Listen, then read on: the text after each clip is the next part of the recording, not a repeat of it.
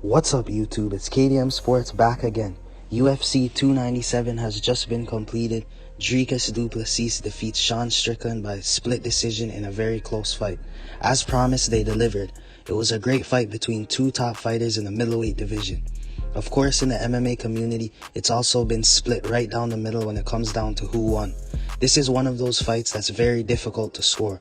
After round 1, which went to Strickland clearly, it became very hard to score because rounds 2 and 3 were very close. Personally, I thought Strickland edged out round 3 when watching the fight a few times. I gave round 1 and 5 clearly. I wouldn't be mad at anyone saying Dricus won round 3. That's why we're having ongoing debates a day later. Sean's defense was good as usual. He checked the majority of the leg kicks and defended Dricus's grappling sequences. While Dricus did land takedowns, he wasn't able to advance to dominant positions, but those takedowns count since this is mixed martial arts. If we look at it in a more contextual way, Sean got right back up. That's why although Dricus shot 11 times and got 6 of those takedowns throughout 5 rounds, he only got 2 minutes of control time. So that tells us that the takedowns weren't significant, or it shouldn't be. That's just not how MMA works though. Takedowns can even the playing field. Dricus was able to have success in this fight by being a more versatile fighter, especially when it came to body kicks too. The boxing was clearly the advantage for Strickland, and the overall strike defense was also better for Sean, which we've come to expect when we watch Strickland. The kicking and grappling was in favor of Dricus. This is what we would expect when we're thinking of the fighting styles of both fighters. I've seen other people's breakdowns of the fight, and it's so hard to really figure out who actually won this fight. One thing is for sure, that this fight was definitely not a robbery. Another argument that could be made is, did Dricus do enough to win this fight? I think he did, but this is not just a regular fight. This was a title fight. We've seen before fights that were close but weren't this close and the champion retained. If this notion that you've got to beat the champ and take it to the champ to be the champ was true, we wouldn't have outcomes like this. When I watched this fight back a few times, I ended up watching primarily the second and third rounds because round 1 and 5 were Strickland rounds for me. I think most would agree on this. Round 4 was for sure Dricus Du Plessis round.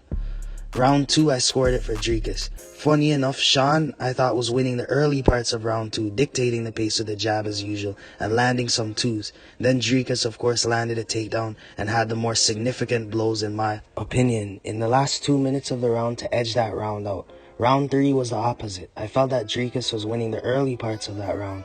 Then around the same mark as round 2, Sean was the one who landed the better strikes and had better moments. One thing that I took away from watching this matchup was that Sean basically abandoned the teep kicks, front kicks to the body after round 1. That's one of his best tools when it comes to his striking. It's an effective tool he uses to manage distance and apply tremendous forward pressure along with that beautiful jab. That was disappointing to see because that was the clearest round for Sean. After round 1, everything was just a simple 1-2 and occasional hooks. This fight could have gone either way. This wasn't a robbery, and it would be interesting to see a rematch in the future down the line. Back to the drawing board for Strickland. Sean seems to struggle with guys who are heavy-handed. That's a common theme I've noticed with Strickland. If you've looked at majority of fights he's lost, they've came against guys who are finishers, or who are heavy-handed in general. Sean seemed to be content to just box and defend. Overall, the card was pretty well matched. Us Canadians enjoyed having another card here in Canada.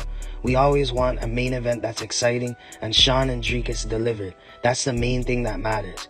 Personally, I thought Sean did enough to edge the decision, but I can definitely see the versatility of Dricus edging it out and possibly being the aggressor played into Dricus's advantage. Even though most of those attacks from Dricus were not very effective, and Sean did a great job of defending well against most attacks that were thrown or initiated towards him. One thing I always notice about Dricus is that it's not only his awkwardness that makes him a problem, it's also his high IQ combined with that. Dricus will make little adjustments throughout a fight, like when he realized after a while during this matchup with Sean that he was coming up a bit short with his strikes, he would start to add that extra strike into his combinations. This is what makes Dricus special. On top of all these things, he's very determined. I never thought that Dricus would look that good during a full 5-round fight. In some ways, I think Sean Strickland wasn't expecting that either. And maybe that's a big factor in why Sean was content at just boxing and thinking Dricus will eventually slow down. Sean probably thought that Dricus, who had never won a grueling 5-round fight before, would be at a big disadvantage like most of us, going into the later rounds with him. This didn't happen, and Sean, I believe, let this fight slip away in some ways. Dricus proved a lot of people wrong with this championship win, and maybe we'll finally get to see that Izzy fight. Thank you guys for listening to me talk and share my opinions on another great main event. Make sure to subscribe, like, share, and if you've got any opinions, feel free to leave it in the comment section below.